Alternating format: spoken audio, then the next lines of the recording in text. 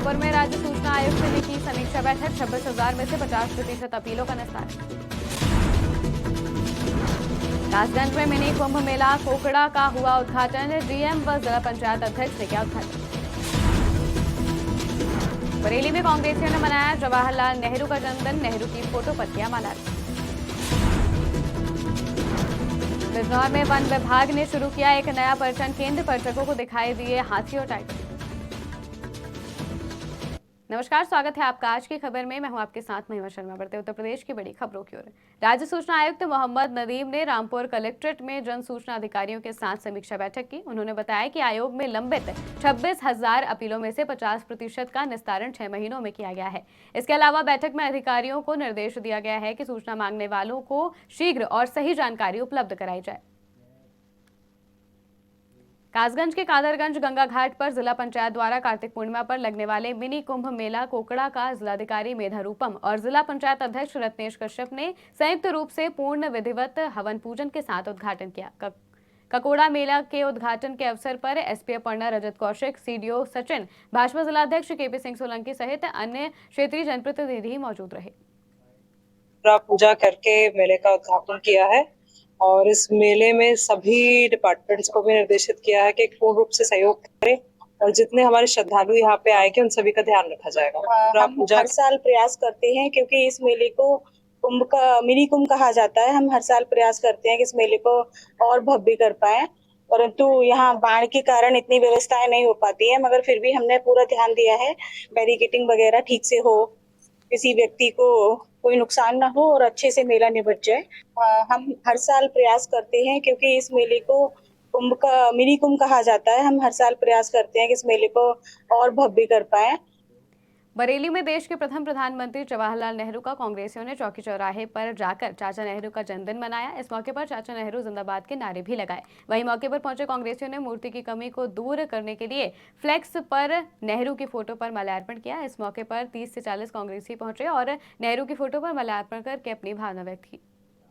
इससे बड़े इस देश में ये विडंबना इससे बढ़कर नहीं हो सकती कि भारतीय जनता पार्टी पे की सरकार के होते हुए जो कहती है हम पूरे देश की सरकार हैं और आज हम लोगों को जवाहरलाल नेहरू जी की बिना प्रतिमा के हमें उनकी जयंती मनानी पड़ रही है। मैं समझता हूँ इससे बड़ा पाप ना भूत हो ना भविष्य। इससे बड़े इस देश में ये विडंबना इससे बढ़कर नहीं।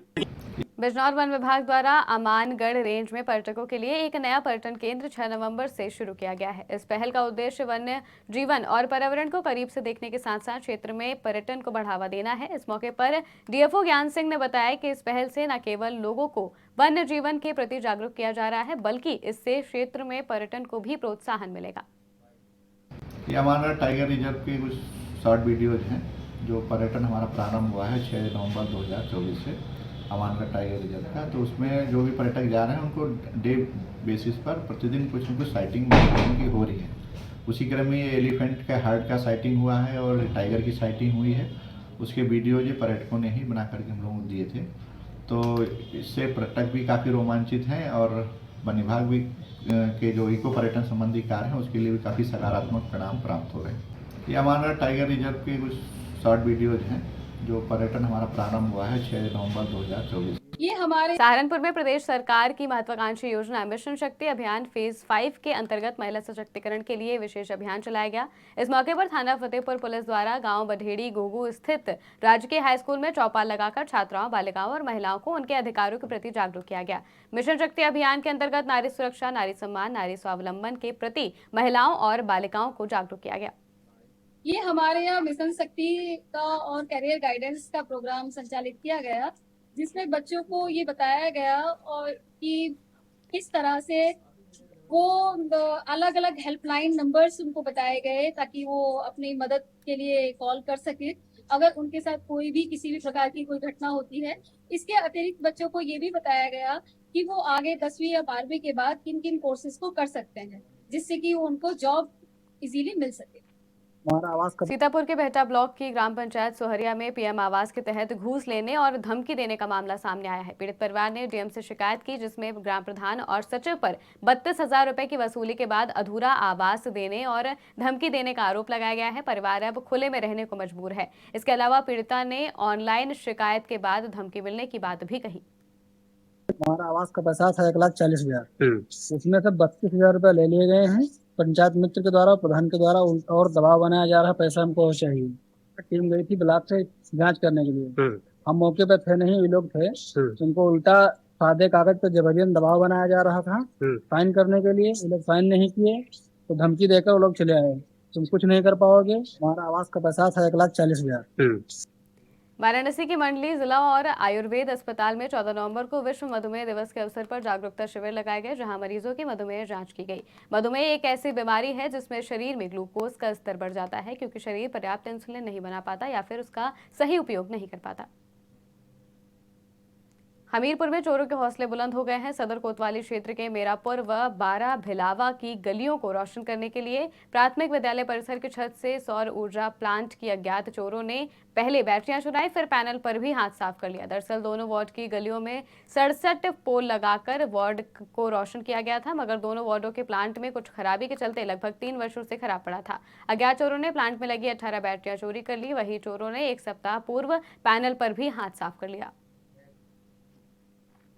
लखीमपुर खीरी में एक सेवानिवृत्त शिक्षक और आरएसएस नेता की जमीन की पैमाइश में 6 साल की देरी पर सरकार ने कड़ा कदम उठाया है, जिसमें 3 एसडीएम और 1 आईएएस अधिकारी को निलंबित कर दिया गया है, जिन पर पैमाइश में लापरवाही बरतने और रिश्वत लेने का आरोप है। भाजपा विधायक योगेश वर्मा द्वारा एसडीएम को फटकार का वीडियो वायरल होने के बाद सरकार ने मामले में जांच के आदेश दिए हैं। शहीद आजम भगत सिंह को पाकिस्तान में उग्रवादी कहे जाने का मामला सामने आया है। सहारनपुर में रह रहे भगत सिंह के परिवार ने इस बयान की घोर निंदा की है। इसके साथ ही उन्होंने भारत सरकार से भी मांग की है कि संगठन विशेष की इस विचारधारा और बयान की निंदा की जाए। ऐसा है कि पाकिस्तान में भी शहीद आजम भगत सिंह के बहुत श्रद्धालु एडमायरर्स हैं और सदा से उन्हें बहुत सम्मान की दृष्टि से देखते हैं। मुझे खुद भी वहां जाने का मौका मिला और कुछ वर्ष पूर्व इस चौक को, जो वस्तुतः फांसी घर था सेंट्रल जेल लाहौर का, जहां उन्हें फांसी हुई थी, अब वो जेल हट गई तो वो शादमान चौक के नाम से है। इसका नाम भगत सिंह जी के नाम पे पंजाब की सरकार ने किया था। इसका विरोध तब कुछ उग्रवादी संगठनों ने, जिनमें जमातुद दावा खास था, किया था कि एक हिंदू, एक सिख की नाम पे हम चौक का नाम क्यों रखें। तो बाद में वो वहाँ संघर्ष चलता रहा, क्योंकि भगत सिंह जी के जो एडमायरर्स हैं उनकी भी वहाँ एक कमेटी है, तो वो इस मामले को हाई कोर्ट में देख रहे थे। तो अब ये जो व्यक्ति जिसने विरोध में बात की है वो उन्हीं संगठनों का एक नुमाइंदा है। ऐसा है कि पाकिस्तान में भी शहीद आजम भगत सिंह के बहुत श्रद्धालु एडमायरर्स हैं और सदा से उन्हें बहुत सम्मान की दृष्टि से देखते हैं। मुझे खुद भी वहां जाने का मौका मिला और कुछ वर्ष पूर्व इस चौक को, जो वस्तुतः फांसी घर था सेंट्रल जेल लाहौर का, जहां उन्हें फांसी हुई थी, अब वो जेल हट गई तो वो शादमान चौक के नाम से है। इसका नाम भगत सिंह जी के नाम पे पंजाब की सरकार ने किया था। उत्तर प्रदेश की खबरों में फिलहाल इतना ही। देश और दुनिया की तमाम खबरों के लिए देखते रहिए आज की खबर।